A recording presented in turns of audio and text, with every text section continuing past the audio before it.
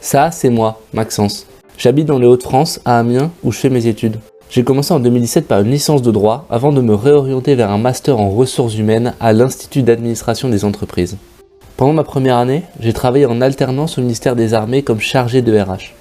En gros, je réalisais des cartographies et des études sur différents éléments des personnels militaires et civils dans l'armée.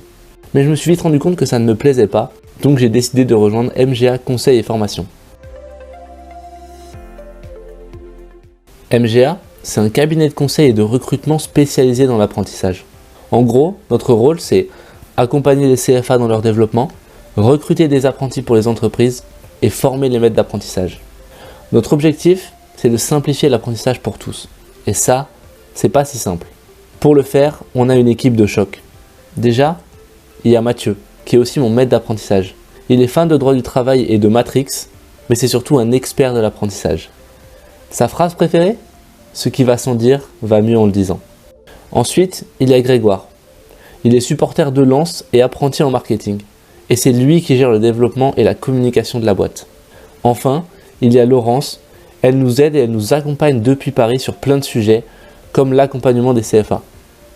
Moi, dans cette équipe, je suis consultant en recrutement. Pour faire simple, je suis en charge du processus de recrutement des apprentis. Comment ça marche ? Dans un premier temps, j'analyse le besoin avec le client pour déterminer les points clés. Ensuite, je fais du sourcing, je contacte les CFA et je mobilise mon réseau pour trouver les meilleurs candidats pour chaque poste. Enfin, je fais passer les entretiens et on sélectionne les candidats qui seront reçus par le client. À côté de ça, j'écris des articles juridiques pour le cas pratique de notre blog appelé la newsletter de l'apprentissage.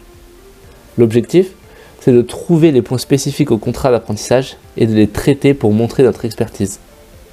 Quand j'ai le temps, je publie sur LinkedIn pour développer mon réseau et je réfléchis aux moyens de continuer d'optimiser nos process de recrutement pour les prochains besoins. Travailler dans l'apprentissage m'a appris beaucoup de choses. Déjà, ça m'a appris qu'on peut faire un truc sérieux sans se prendre au sérieux.